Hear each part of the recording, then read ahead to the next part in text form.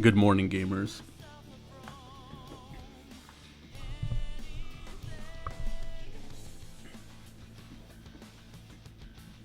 Currently chugging a bunch of water because I have a bunch of phlegm for some reason.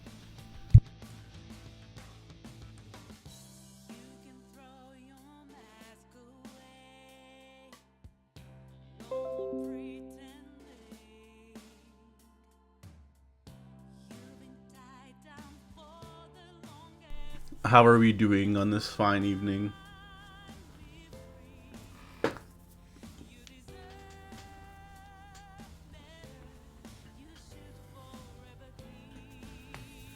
This might be one of the fastest turnarounds on these streams.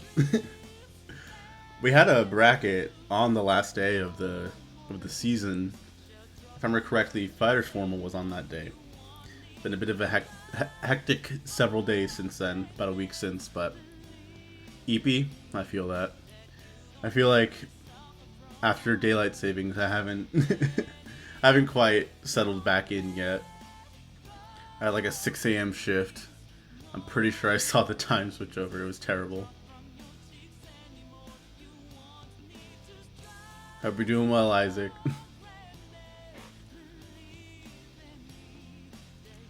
As always, we'll get started probably just right at 7:30.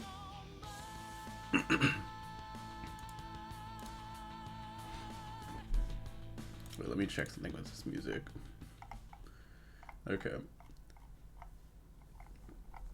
I'm using YouTube Music for this. And last time when it was playing, it played a music video for some reason. I do not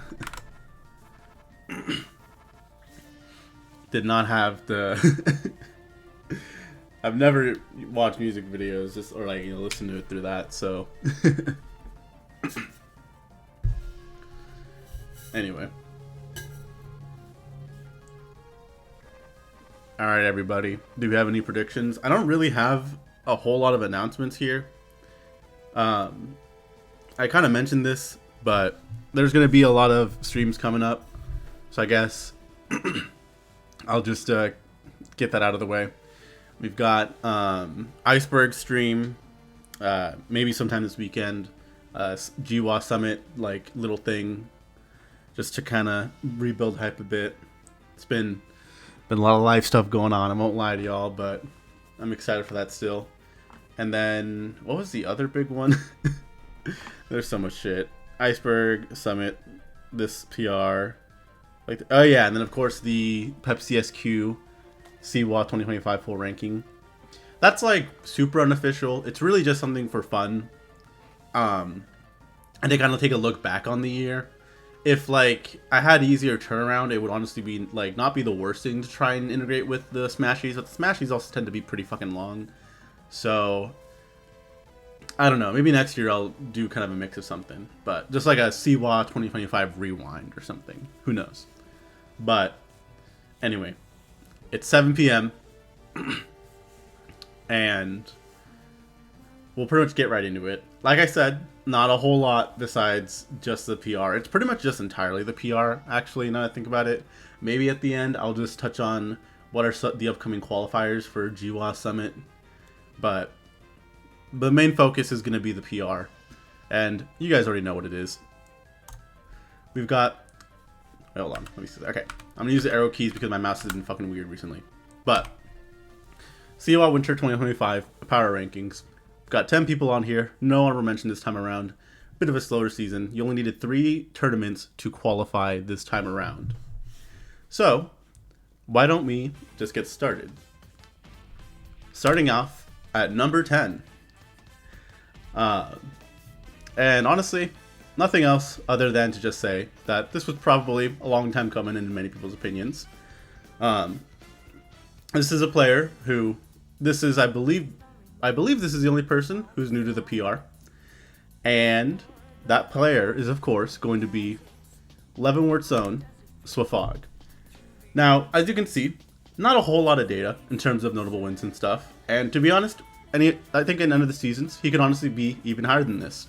But That being said, wins on Airy, Kid, Slayer, and Salty Salt twice is nothing to scoff at. And a bit of a common trend we might see here is that his worst loss is going to be Mondo.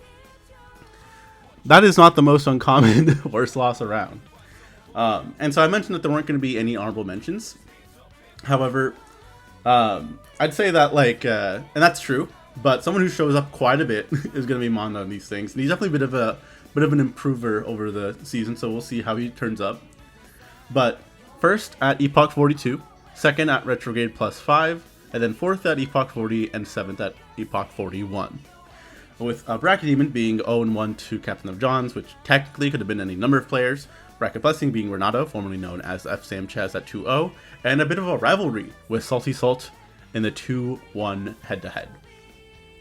As for his mains, of course, he is pretty synonymous with Wario. If you didn't know what Swafog means, it is his title, I think, in the background of the boxing ring stage, which is Scoundrel with a Fart of Gold is his title there.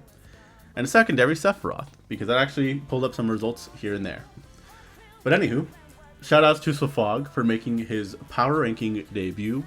Definitely one that was kind of a long time coming. And I would honestly not be too surprised to see him return sometime soon. Really, as you can probably see from the tournaments here, the biggest roadblock for him isn't even really necessarily results or anything like that. It's mainly just actually being able to make attendance.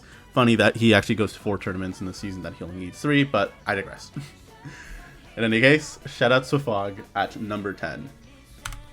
Now, at number 9 is going to be a bit of a silly Billy. Although, to be honest, I could say that before just about any one of these entries. At number 9, we have the one, the only, Dick Richard. King Dick. With 7-12 head-to-head against the top 10 overall. Notable wins being on Flash Freeze, Lavi twice, Kid twice, and 4 Eyes 95, as well as another region win on Sparkadillo, who is a Meta Knight who's not too shabby. Worst loss was tied between Boo and Almondo, but I think that putting down Boo was just kind of funnier. But overall, pretty decently consistent. 4th at Whirlpool 31, which is actually pretty damn good. 13th at Fighters Formal. And actually, now that I think about it, I don't know if I updated these. I might not have updated the placements. I'm sorry, Richard. This might have been the person who's up next, but we'll get to that. Bracket Demon with Scoria 0-2, which is exactly not a great matchup for King DDD. Bracket Blessing being Kid of all motherfuckers. And Rivalry, as you can see right there, with Almondo. Richard made his debut onto the PR last season, and for the most part, it was like, okay, let's see if he can keep that up. And for the most part, he's still been doing pretty decently. I'd say at this point, if you're able to consistently beat him, you are likely to be able to be on the PR itself. And if you're getting walled out by him, you almost certainly won't be. Anyways, shoutouts to King Richard. That's my go. Now, moving on to number 8. Now, this is a player who pilots quite a number of different characters. And for the most part, I've typically put just one character as his sole main. This past season, he had 2 characters that were more or less his most played, and so I decided to just switch things up a little bit since it was basically tied. But that is, of course, going to be Mr. A.G. Caro, and the 2 characters I'm talking about are Me Brawler and Fox. Pretty solid wins in region with Flash Freeze and Kid 3 times, but out of region did also extraordinarily well. Wins on Piff, Chance, who is a PR Palouse player who plays Snake, if you didn't know, Swing, and Storm 315, with his worst loss being to 4 Eyes, which just really goes to show how well this guy does. Yeah, I think these are the results that actually put down for Richard. Oops. But 4th at Epoch 41, 17th at Fighters Formal, 5th at Smash Parade out of region, and 7th at Whirlpool 31 at OBS. With the Bracket Demon being Captain of Johns, Bracket Blessing being Kid, there that fucker goes again, and a rivalry with Flash Freeze. And now, the question really just is, how much higher will AG Caro get? If you weren't aware, Caro actually is in the very pristine pantheon of players who took a win over Peace. At Parks and Pixels, he beat him 3-1. But he did so with evil. Evil and intent in his heart. Beating him with Min Min. And then losing 3-1 in the run back. So what did we learn? What did we learn, children? If you want to win, start cheating. And I live by that.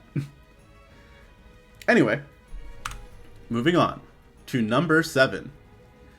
This is a player who has almost entirely become synonymous with unrankable garbage. There are 2 players who I deem unrankable garbage, and these are players who are impossible to rank.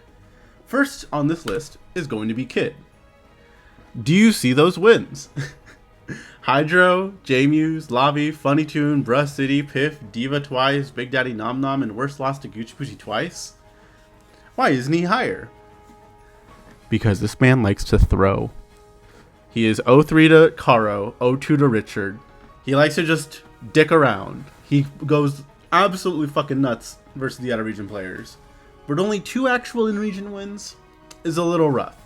Now that being said, 2nd at Smash Parade, 4th at Bonanza, 13th at Big One, and 5th at Whirlpool 31s. Nothing to scoff at, with his bracket name being AG Caro, I assume the Cloud. Bracket Blessing being a purely 1-0 record on Funny Tune. And then a rivalry, if you could even call it that, being 1-4 on Lavi, with the main being Steve and the secondary being King K. Rool. And for those of you who have not met Kid, which I don't know how many of you there are because he's a pretty loud presence, this is a picture of Mondo accepting his GWA Smashy for him for the most likely player to crash their car. Because truly he can't do anything right or do anything in a straight line. But shoutouts to Kid. I believe he will be trying a bit for this GWA PR season, so we'll see what kind of heights he can achieve. The Big One run was quite huge. Let's see if he can be a little bit more consistent with that. Moving on to number 6. And what I said about this last person being unrankable garbage, speaking of unrankable garbage, we have Goodman Lavi. Wins on Kakenstein twice, Funny Tune, Kid 4 times, Caro, Monochrome, King Richard 4 times, and Sparkadillo, with his worst loss being to, you guessed it, all Mondo. Lavi, what are we doing? 4th at Whirlpool 31, 13th at Fighters Formal, 33rd at Big One, and 2nd at Walla Sweet Spot. Which I'm now just realizing, it was Richard had Lavi's results up on there, so I'll make sure to fix that before I send these out. But Bracket Demon this season being Flash Freeze. Really funny thing about that too is at Sweet Spot 18, Lavi was going all random. That's why it's his main character here. Well, he was actually going all random for the majority of the season. And in Grand Finals, Game 5 versus Flash Freeze, he got Ganon. And actually, Flash Freeze was able to clutch that. So, pretty big win for him. Bracket Blessing being AG Caro. I believe that might be the DK Ditto, just straight up. I don't know, man. And, of course, rivalry with Mondo. With his main being random and secondary being Ganondorf and just kind of playing random bullshit here and there. Anywho, shoutouts to Mr. Lavi for number 6 on the PR. It gets harder and harder to rank him each season. Anyway, tuning in. We are now in the second half of the list, so now we're going to see who was top 5 for the season. And to be perfectly honest, number 5 and 6 were one of the ones that were a bit closer. I'd say that really, depending on how you're seeing it, they could have gone either way. But the committee decided that number 5 would be Funny Tune. And as you can also kind of have noticed, a lot of these pictures are courtesy of the Fighters Formal photographer. We actually managed to get just about everybody on here. Richard was actually not, did not have a picture from like the photographer, despite the fact that a ton of CWA did. So that's why I used the like DS picture of it. Anyway, Funny Tune, who is currently situated in Ellensburg at Siwu, had wins on Scoria twice, Flash Freeze, Archie, Brogy twice, Swing, King Richard, and his worst loss being to Monkey, who is not unrankable garbage, but just unranked, but also hard to rank because he also kind of, you know, he's unrankable garbage. I don't know how good or bad of a loss that is. Second at Epoch 41, 13th at Fighters Formal, 17th at Big One, and 4th at Walla Walla Sweet Spot number 19. No rivalry, so that means that all his set records were just 1-0s or 2-0s or 0-2s and 0-1s. With his bracket demon being Captain of Johns, being 0-4 to him, and bracket blessing being Scoria 2-0.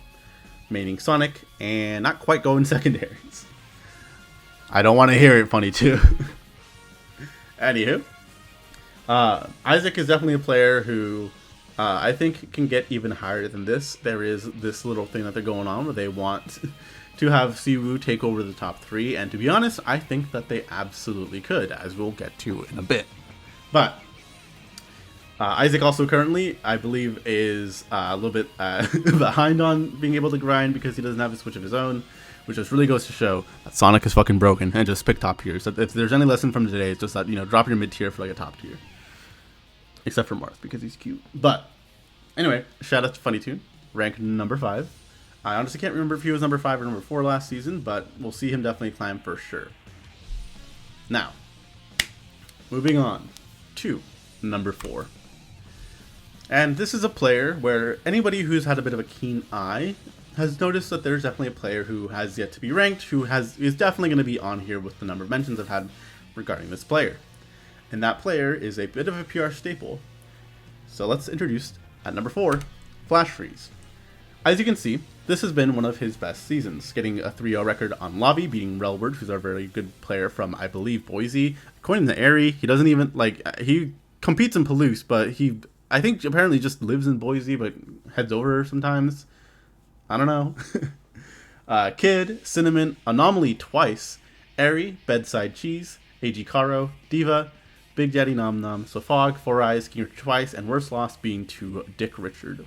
Winning sweet spot number 18, getting 17th at Fighters Formal, 2nd at Whirlpool 31 at OBS, and that's actually supposed to be the Whirlpool logo, I forgot to switch it. And 3rd at the Smash Parade out of region, Bracket Demon being Dr. Kagenstein 0-3, Bracket Blessing being to Lobby 3-0, and having a rivalry with AG Caro. And yeah, honestly, just an overall really solid season with Flash Freeze being able to kind of take it over the rest of them. I'd say that something that definitely helped him a little bit in terms of just rankings is that Richard is not exactly going to be as much of a bad loss these days anymore. Maybe in the past, but at this point, I believe he actually has a winning record on Four Eyes, who then later on was able to beat Leodog. Wasn't his worst loss to land it? I'm not counting the out of region losses.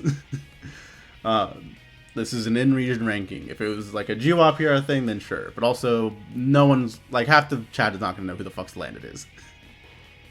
But anyway, shout out to Flash Freeze for making a pretty big run this past season, and we'll see how he continues that into the spring season. Now, for other people in the audience, there's something that maybe some of you weren't aware of, but I'm sure most of you are. And that is that this is a season in which we did not have peace. There was only 3 brackets required, and he intentionally made sure to just stick to 2 for the entire winter season. I believe something along the lines of just taking a break overall, dealing with life, just focusing on life stuff a little bit, but also to kind of clear the way for a number 1 ranked player. And there are 3 players left. So, without further ado, we'll kind of build it up a bit more. But number 3, we have Dr. Kakenstein. One of the most consistent players that we have, his worst loss being to Lavi, who is borderline top 5. Top 5 in our hearts overall, but just borderline top 5 for the season. Wins on Octavia, Flash Freeze, Tet, Lavi, Funny Tune, Anomaly, Caro, Piff, Diva, Monochrome, Archie, King Richard twice. Overall, just doing fantastic. Able to take wins both in region and out of region, with a win at Smash Parade 57 and a win at Walla Walla Seed Spot number 17. Getting 9th at Fighters from World is definitely nothing to scoff at, as well as 17th at the big one, Mark X. Bracket Demon being Captain of John's 05, Bracket Blessing being Flash Freeze 3-0, and Rivalry with Anomaly. And, of course, maining Bowser Jr. Now, Cake is definitely someone who I think, if he, given the right season and given the right time to just lock in and fully, hone it in his skill, he's been able to beat Peace. He's been able to beat just about anybody else in the region. I think, given the right circumstances, he could be rank number 1 one day. But today, there is a different player who will be debuting as, well, not debuting on the PR, but he will be ranked first in CWA for the first time. It will also be the 3rd player to ever be ranked number 1 in Central Washington. There are 2 players left, as everyone I'm sure is well aware. And those 2 players are Captain of John's and Scoria. I want to make something very clear. This wasn't exactly the easiest decision. And to be honest, I think that if I could, I would be like, oh, they're both number one. But at the end of the day, somebody had to be number one and somebody had to be number two. So, with number two, we have Captain of Johns. 4 wins on Scoria, a win on Octavia, 5 wins on Dr. Kakenstein, Flash Freeze, Shiny Shoes, Lobby, Funny Tune, Kid, Karo, Safog, worst loss being to Sinsend. Nothing to scoff at, by any means. Wins at Walla Walla Sweet Spot number 19, win at Smash Epoch number 40, Bracket Demon being 0-2 to Peace, Bracket Blessing being Kakenstein 5-0, and a rivalry 4-2 with Scoria. And yeah, so as I mentioned, very difficult decision. As you can see with his top 10 head-to-head, it was 16-4. 21-4 overall with the top 15, so just getting even more wins. And then a total head-to-head that includes like at a region and like some of the like unranked players like Sinsend being 39, so having a 76% win rate. And we'll get into why he's on number 2 with the next slide, but I just really want to emphasize this was extremely close, and depending on just a different committee, same results, it could have gone the other way as well. Now, that being said, I don't imagine that this was Josh's only chance at number 1. Even when Peace comes back, well, Peace is kind of back, I don't think that this is like, by any means, like, he's not going to make number 1, oh no, he got robbed.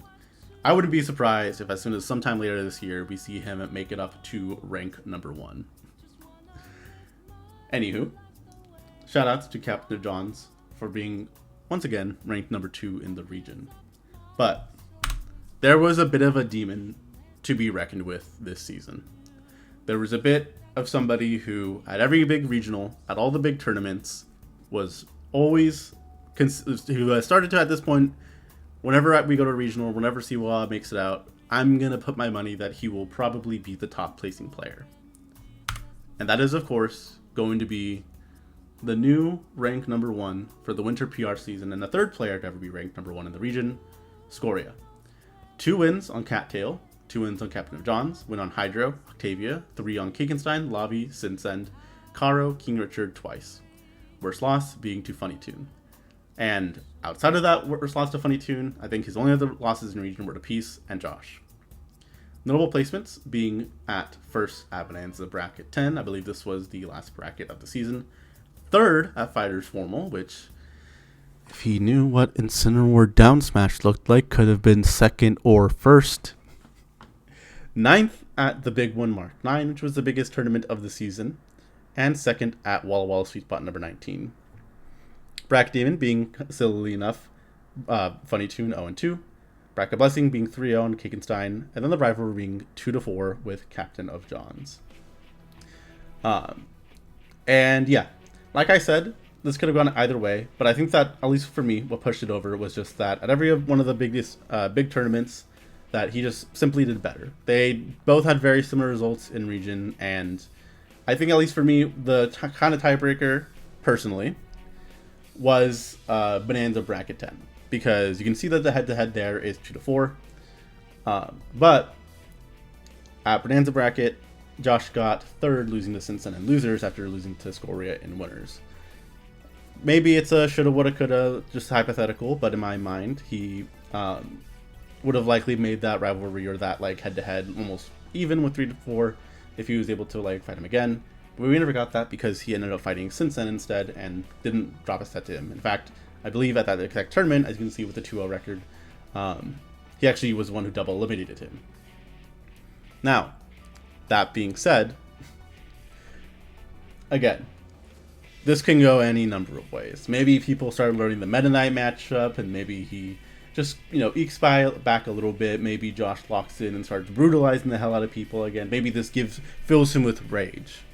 But we will just simply have to see as the seasons continue. In fact, we're already off to some pretty insane starts. While Peace did win Parks and Pixels, like I mentioned, he did already take a loss to AG Karo. So we'll see how much higher Karo grows. We'll see if anybody else falls behind, and we'll see in the next one. But here is your Winter 2025, that should actually say 2026, my bad, power ranking. And shout outs to, again, to Swafog for being ranked for the first time ever. Shout outs to Richard for being ranked for the second time ever. And of course, shout outs to Scoria, Cake, and Captain of Johns for being our current top 3. And I meant to fill this out, but I just listed it in because I didn't really know what else to think. But just so you know, spring 4 tourneys will be required for PR, and the season itself will be going from March through May. So, with that being said, yeah. Oh, I guess there is one last thing I can get into. Let's see if it'll let me. If we head over to Summit page and go down to the qualifiers, you'll see that the Summit page isn't up yet, but at the end of the month we're going to have a stock trade in Pullman. That will be a qualifier, but closer in about 13 days, so in a little less than 2 weeks. The little one, 34, will be a Summit qualifier. And if we peep at the entrances, we can already see that there's some people who have yet to qualify who are going to be there, such as Octavia and Archie, most notably Archie being from the Palouse. So I'd say, CWA, definitely want to make sure you pop on over there if you're able to, just to make sure to make it competitive, as it seems like if we go there, then all 3 regions will be represented and in attendance. Then for April, we'll get to the sign up once it's up, but the funny number, or at least one of the funny numbers, for Donut Parade is going to be one of the qualifiers. The April Epoch is also going to be a qualifier, and then a homie stock in the month of April will be a qualifier as well. It will likely be the 18th, or whenever that will be, but no promises just yet. Anywho, I have been Dr. Pepsi. Shoutouts to everybody who made PR this season. I'll be posting it again later, and then I will go ahead and give Swafog his little power ranking roll. And yeah, just I'll follow up with all the ranked players about the graphic. I am considering about just like doing one of those graphics where you don't necessarily ask each person their like little preference in something, because I kind of just have always assumed that you kind of need to do it, but there are definitely some fun creative ways that you can make it, so we'll definitely see. Anywho, I've been your host, Dr. Pepsi, and I will see you in the next of whichever of these 3 streams happen next. Like I mentioned, full year 2025 ranking stream. There's also the GWA Summit, just like a stream, just kind of like, you know, giving a few updates on that. And then, of course, the CWA Iceberg stream. At least for me personally, I think what I'm going to try and prioritize is doing like a GWA Summit Direct, but maybe just having that be at the start of the CWA Iceberg, so that way anyone who's there for the CWA Iceberg can just tune in at the start, have a quick set of announcements, and then head out, and then, you know, watch the Iceberg. Or if anybody who's just interested in like the GWA Summit stuff can just watch the beginning and then, you know, tune out as soon as it gets into like CWA shit, or just tune in if it's funny, because yeah, I don't know.